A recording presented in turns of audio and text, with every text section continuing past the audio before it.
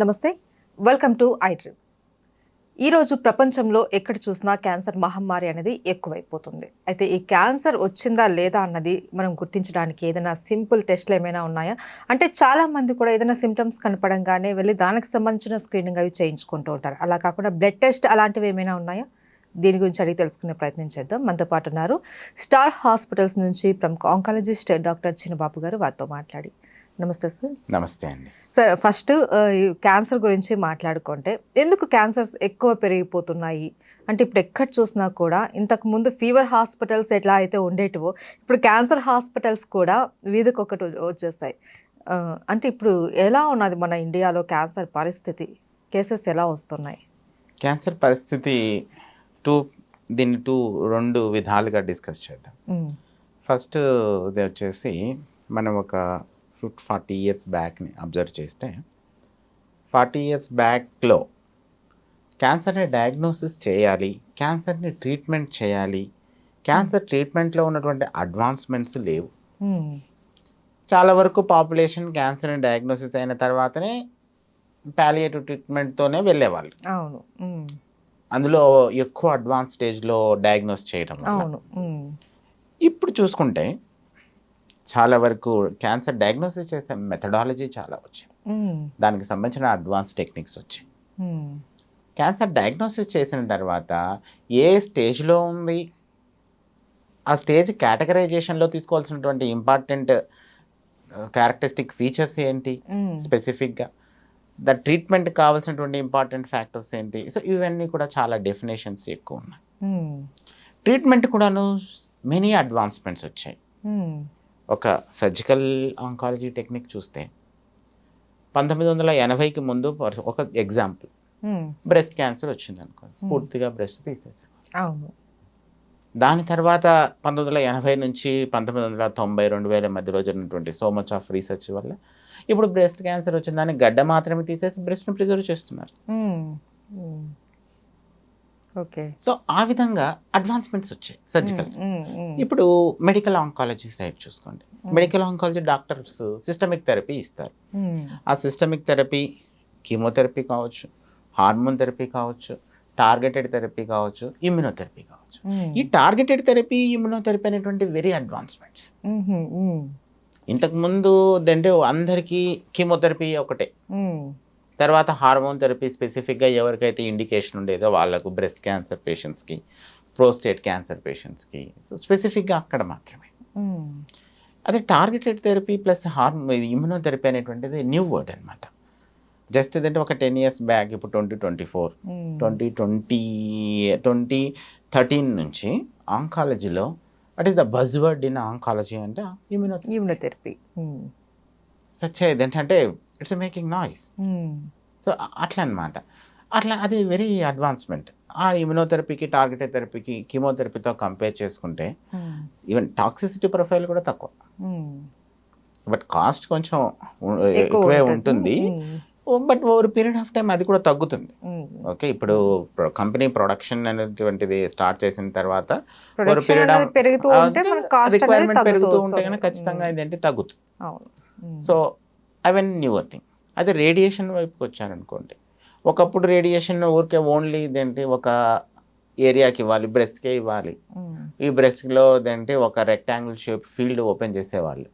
ఇక్కడ ఒక ఫీల్డ్, ఇక్కడ ఒక ఫీల్డ్ ఓపెన్ చేసి టాంజెన్షియల్ ఫీల్డ్స్ అనమాట. ఈ విధంగా ఇప్పుడు లెఫ్ట్ సైడ్ బ్రెస్ట్ క్యాన్సర్, ఇక్కడ ఒక ఫీల్డ్, అక్కడ ఒక ఫీల్డ్ ఇచ్చి బ్రెస్ట్ని రేడియేట్ చేసేవాళ్ళు. ఇప్పుడు అలా కాదు, సో మచ్ ఆఫ్ అడ్వాన్స్మెంట్స్ వచ్చాయి. IMRT, rapid arc, VMAT, IGRT, adaptive radiation protocols, DIBH. So అట్లా deep inspiration breath hold left side breast క్యాన్సర్కి. సో అట్లా సో మచ్ ఆఫ్ అడ్వాన్స్మెంట్స్ వచ్చాయి. సో ఈ విధంగా అడ్వాన్స్మెంట్స్ పెరిగాయి. సో ట్రీట్మెంట్ డయాగ్నోస్ చేసే వాళ్ళను ఎక్కువ మందిని డయాగ్నోస్ చేయగలుగుతున్నాం, ట్రీట్మెంట్ కూడాను అడ్వాన్సెస్ పెరిగాయి. సో ఈ విధంగా 2 రకాలుగా కూడా మనం మాట్లాడుకోవచ్చు. ఓకే. అయితే సార్ చాలామంది ఏంటంటే ఇప్పుడు కొన్ని వీడియోస్ అది యూట్యూబ్ అనేది ఇప్పుడు ఎక్కువ అయిపోయింది. చెప్పే సిమ్టమ్స్ని బట్టి ప్రతి ఒక్కళ్ళు కూడా అరే నాకు ఏమైనా ఉందేమో, నాలో ఈ సిమ్టమ్ కనపడుతుంది కదా, నాకేమైనా క్యాన్సర్ ఉందేమో అని ఒక భయంతో ఉంటూ ఉన్నారు చాలామంది జనాలు. సో బేసిక్గా క్యాన్సర్ లక్షణాలు అన్నవి ఏవైనా ఏ క్యాన్సర్కైనా ఒకే లక్షణం కనపడేటివి అలా ఏమైనా ఉన్నాయా? ఎలాంటి లక్షణాలు కనపడితే మనం వెళ్ళి టెస్ట్ చేయించుకోవాలి? చూడండి, క్యాన్సర్ అనేటువంటిది ఏ ఆర్గాన్కి వస్తుంది, ఏ పర్టికులర్ ఏరియాలో వస్తుందో దాని యొక్క ఫంక్షనల్ క్యాపబిలిటీ తగ్గిపోతుంది. ఓకే. ఇప్పుడు గొంతు క్యాన్సర్, గొంతులో క్యాన్సర్ వస్తే ఏంటి, మింగడానికి ఇబ్బంది, డిస్ఫేజ్. ఓకే. అదే రెక్టల్ క్యాన్సర్, లెట్రిన్ వెళ్ళేటప్పుడు ఇబ్బంది వస్తుంది, అందులో బ్లీడింగ్ వస్తుంది. ఓకే. సో ఈజీగా స్టూల్ పాస్ చేయలేరు, ఇన్అడిక్వేట్ అదేంటి బబెల్ ఎంటీయింగ్ ఉంటుంది పూర్తి అట్లా అనమాట. ఇప్పుడు పొట్ట క్యాన్సర్ వచ్చింది, పొట్టలో క్యాన్సర్ వస్తే కనుక వామిట్ చేస్తున్నప్పుడు పూర్తిగా బ్లడ్ పడడం జరుగుతుంది. లేదనుకుంటే ఆ క్యాన్సర్ పూర్తిగా ఆ పొట్టలో ఉన్నటువంటి పేగును పూర్తిగా బ్లాక్ చేస్తే కనుక తన ఫుడ్ తీసుకోలేకపోతాడు. ఓకే. సో ఆర్గాన్ని బట్టి పేషెంట్కి సిమ్టమ్స్ ఉంటాయి. ఇప్పుడు లంగ్ క్యాన్సర్ వచ్చింది, లంగ్ అంటే దగ్గుతో వస్తారు, లేదంటే దగ్గు వచ్చినప్పుడు తెమ్మడలో రక్తం పడడం కానీ ఇవి వస్తుంది. ఇన్ జనరల్గా అన్ని క్యాన్సర్స్కి ఏముంటాయి సిమ్టమ్స్ అనేటువంటిది చెప్పలేము. ఓకే. ఏదైనా ఆర్గాన్ మీద అబ్నార్మల్ గా ఉన్నటువంటి సిమ్టమ్ మీద నాకు కనపడితే అవి అబ్నార్మల్ అంటే ఇక్కడ ఇదంటే సిమ్టమ్స్ అనేటువంటి ఒకటే, డయాగ్నోసిస్ వేరు ఉంటాయి. ఇప్పుడు ఇక్కడ నేను చెప్పాను, ఈ గొంతులో గడ్డ వస్తే గడ్డ రాకోకుండా ఇదేంటి చిన్నపిల్లలు ఇదంటే రూపాయి బిల్ల ₹10 బిల్ల మింగినా కూడా ఇక్కడ అడ్డం పడిపోతుంది. అవును. అప్పుడు కూడా పిల్లవాడు కూడా మింగలేకడానికి ఇబ్బంది పడతాడు. అంటే అసలు ఏంటి ప్రాబ్లం ఏంటి అన్నది అదేటువంటిది డిఫరెంట్. దాని సిమ్టమ్ అనేటువంటిది డిఫరెంట్. సిమ్టమ్స్ అనేటువంటిది జనరలైజ్డ్ గానే ఉంటాయి, కానీ దాన్ని ఇవాల్యుయేట్ చేసి చూసుకున్నప్పుడు డయాగ్నోసిస్ అనేటువంటిది బయటపడుతుంది. సో కామన్ గా అన్ని క్యాన్సర్స్ లో ఉన్నటువంటివి ఏమిటంటే ఆకలి వేయకపోవడం, బరువు తగ్గడం, చాలా అంటే వెరీ సిగ్నిఫికెంట్ వెయిట్ లాస్ అంటారు. అంటే గత 3 నుంచి 6 నెలల్లో వాళ్ళు చాలా అన్ఎక్స్పెక్టెడ్ గా, okay, that is not healthy weight loss కాదు. హెల్దీ వెయిట్ లాస్ అంటే ఇప్పుడు జనాలు కంపేర్ చేసుకుంటే వెయిట్ లాస్ అవ్వమని చెప్తారు డాక్టర్లు, మళ్ళీ వెయిట్ లాస్ అయిపోతే ఏదంటే క్యాన్సర్ రిస్క్ ఉందేమో అని అంటారు. సో ఇది డిఫరెంట్. హెల్దీ వెయిట్ ప్రయత్నము చేయకుండా వెయిట్ లాస్ అవ్వడం అనేటువంటిది cancer risk. Healthy weight loss మంచిది, అంటే ఎవరికైతే సిగ్నిఫికెంట్ అంటారో వాళ్ళకి. ఓకే. అది నెక్స్ట్ ఇవి కాకుండా కొంచెం ఏంటి టెంపరేచర్ పెరగడం, ఓకే, మ్యాలిగ్నెంట్ ఫీవర్ అంటారు, స్పెసిఫిక్ కేసెస్లో వస్తాయి అవి. సో ఇవే జనరలైజ్డ్గా ఉన్నటువంటి సిమ్టమ్స్. ఈజీగా ఫెటిగబిలిటీ ఉండటం అట్లాంటివి. అంతేకాని ఇది మిగతావన్నీ కూడాను వచ్చినటువంటి ఆర్గాన్ని బట్టి, ఆ ఏరియాని బట్టి సిమ్టమ్స్ అనేటువంటివి వస్తాయి. అదే బ్రెయిన్ ట్యూమర్ ఉంది, బ్రెయిన్ ట్యూమర్లో ఏ ఏరియాలో ఉందో దాన్ని బట్టి ఫిట్స్ రావచ్చు, హెడేక్ రావచ్చు, లేకుంటే కనుక ఆ బ్రెయిన్లో ఇంట్రాక్రైనల్ టెన్షన్ అవి పెరిగితే కనుక ఇదేంటి వామిటింగ్స్ రావచ్చు, హెవీ హెడేక్ వస్తుంది, కంటి చూపు రెండుగా కనపడడం అట్లాంటివి కూడా రావచ్చు. సో ఇట్లా అనమాట, అన్ని జనరలైజ్ చేసేటువంటివి అయితే కాదు. అయితే సార్ ఇప్పుడు చాలా వరకు దేనికైనా సరే బ్లడ్ టెస్ట్ అనేది చేయిస్తూ ఉంటారు. బ్లడ్ టెస్ట్లో చాలా రకాల వ్యాధులు మనం కనుక్కోవడానికి అవకాశం ఉంది. సో ఇలా ఈ బ్లడ్ టెస్ట్లో క్యాన్సర్ని కనుక్కునే అవకాశం ఏమైనా ఉందా? క్యాన్సర్ని కనుక్కునే అవకాశం, ఇది చాలా బ్రాడ్ క్వశ్చన్. సో దీన్ని 2గా డివిజన్ చేద్దాం. ఓకే. ఒకటి ట్యూమర్ మార్కర్స్, బ్లడ్లో కొన్ని క్యాన్సర్స్ బ్లడ్లో కొన్ని ప్రోటీన్స్ రిలీజ్ చేయడం జరుగుతుంది. ఆ ప్రోటీన్స్ ట్యూమర్ మార్కర్స్ అంటాం. వాటిని మనం బ్లడ్ టెస్ట్ చేసి కనుక్కుంటాం. అట్లాంటివి కొన్ని ఉన్నాయి. ఇప్పుడు జెమ్ సెల్ ట్యూమర్స్, మగవాళ్ళల్లో టెస్టికులర్ ట్యూమర్స్ వస్తాయి. వాళ్ళకి టెస్టికులర్ ట్యూమర్స్ వచ్చిన వాళ్ళకి కొన్ని tumour markers, alpha fetoprotein, beta HCG, LDH అనేటువంటి ట్యూమర్ మార్కర్స్ ఇవి బ్లడ్లో పెరుగుతాయి. ఓకే. ఇప్పుడు లివర్ క్యాన్సర్ వచ్చింది, వాళ్ళకు ఆల్ఫా ఫిటోప్రోటీన్ పెరుగుతుంది, చూస్తాం. ఓవరీ క్యాన్సర్ వచ్చింది, CA-125 పెరిగింది, దాన్ని చూస్తాం. ఓకే. ఇవి ట్యూమర్ మార్కర్, అవి ఇండైరెక్ట్ మెజర్మెంట్, కానీ there is no direct correlation. అంటే ఇప్పుడు ఏదో CA-125 పెరిగిపోతే ఖచ్చితంగా మ్యాలిగ్నెన్సీ అనేటువంటిది కాదు, లేదు, అది ఇంకా వేరే రీజన్ ఏదైనా ఉంటుంది. బట్ మ్యాలిగ్నెన్సీ ఉన్నప్పుడు CA-125 పెరుగుతుంది. సో దాన్ని అప్పుడు మనం పర్టిక్యులర్గా అలా ఉన్నప్పుడు మనం స్పెషలిస్ట్ అనుమానం యొక్క కింద మనం ఏమైనా టెస్ట్ చేయించుకోవాలి స్పెషల్. ఓకేనా. సో అది అంటే అట్లాంటి టెస్టులు స్పెసిఫిక్‌గా డాక్టర్స్ మాత్రమే అడ్వైజ్ చేస్తారు. అవేమి జనరల్‌లో ఇప్పుడు రొటీన్ హెల్త్ చెకప్‌లో అట్లాంటి వాటిలో ఆ టెస్టులు అవును, చెయ్యరు. అవును, అవును. సో స్పెసిఫిక్ టార్గెట్ పాపులేషన్‌కి మాత్రమే చేయడం జరుగుతుంది. ఇప్పుడు అది ఒక వింగ్. ట్యూమర్ మార్కర్స్‌ని మెజర్ చేయడం వల్ల డిసీజ్ యొక్క బర్డెన్ ఎంతుందనేటువంటిది తెలుసుకోవచ్చు. ఈవెన్ కొన్ని సార్లు ట్యూమర్ మార్కర్స్ ప్రోగ్నోస్టికేషన్‌లో కూడా ఉపయోగపడతాయి. జబ్బు ఇదేంటి రెస్పాన్స్ ఎలా అవుతుంది, రికరెన్స్ మళ్ళీ వచ్చే ఛాన్స్ ఉందా, అటువంటి క్యాలిక్యులేషన్ ప్రిడిక్షన్స్ కూడా ఉపయోగపడతాయి. రెండో విధం ఏమిటి అంటే కనుక ఒక్కొక్కసారి ఇదేంటి మనకి కార్సినోమా లంగ్ చాలా వరకు రీసెర్చ్ జరిగినటువంటి ఏరియా. ఈ కార్సినోమా లంగ్ పేషెంట్స్లలో మెటాస్టాటిక్ పొజిషన్లో ఉన్నప్పుడు ఓకేనా ట్యూమర్ అనేటువంటిది ఈవెన్ బ్లడ్లో కూడాను సర్క్యులేట్ అవుతుంది. బ్రెస్ట్ క్యాన్సర్లో కూడాను అంతే. అలాంటప్పుడు ఇదేంటి ఎవరికైతే ఇదేంటి వాళ్ళకు మల్టిపుల్ టైమ్స్ బయాప్సీ చేసే సిచ్యువేషన్స్ కూడా ఉంటాయి. ఓకే, వాళ్ళ యొక్క ట్రీట్మెంట్ జర్నీలో ఒకసారి బ్యాక్గ్రౌండ్ బయాప్సీ చేసాం, ప్రూవ్ చేసుకున్నాం బ్రెస్ట్ క్యాన్సర్, దాని యొక్క hormone status, okay, targeted therapy కోసం HER2 మార్కర్ చేస్తాం, దాని స్టేటస్ అనేటువంటిది అది బయోలాజికల్లీ చేంజ్ అవుతూ ఉంటుంది ఓవర్ పీరియడ్ ఆఫ్ టైం. కాబట్టి మళ్ళీ ఒక 2-3 ఇయర్స్ తర్వాత మళ్ళీ ఇదేంటి బయాప్సీ చేసుకోవడం అవసరం పడుతుంది.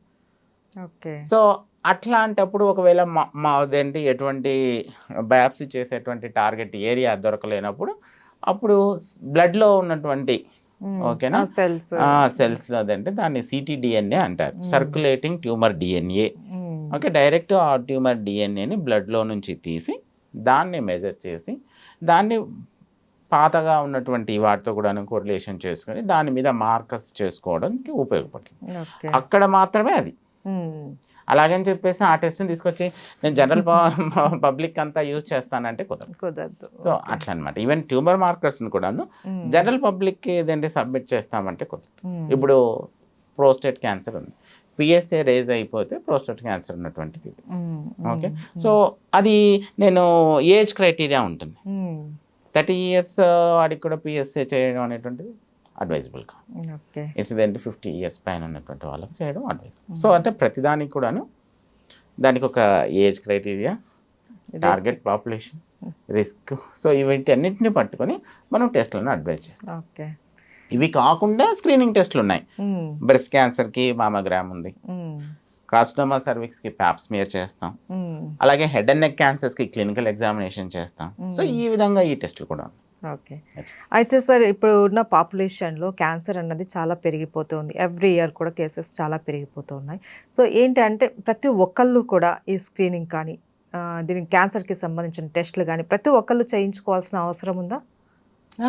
అంటే ప్రతి ఒక్కరు అంటే అదే ఏజ్ తగినట్టుగా తర్వాత ఇప్పుడు ఉమెన్ అందరికీ కూడాను 40 ఇయర్స్ తర్వాత మామోగ్రామ్ రికమెండేషన్. ఓకే, అదే ఫ్యామిలీ హిస్టరీలోనే బ్రెస్ట్ క్యాన్సరో ఓవరీ క్యాన్సరో వేరే ఏదైనా అంటే అది స్పెషలిస్ట్ డాక్టరే చెప్పగలడు. నేను ఇప్పుడు దాన్ని చెప్పితే కన్ఫ్యూజన్ ఎక్కువ అవుతుంది. సో అట్లా ఫ్యామిలీ హిస్టరీలో క్యాన్సర్ ఉన్నా, పర్సనల్ హిస్టరీలో క్యాన్సర్ ఉన్నా అటువంటి వాళ్ళు ఇంకా స్ట్రింజెంట్గా ఈ స్క్రీనింగ్ ప్రోటోకాల్స్కి సబ్మిట్ చేస్తామన్నమాట, చాలా స్ట్రైట్గా.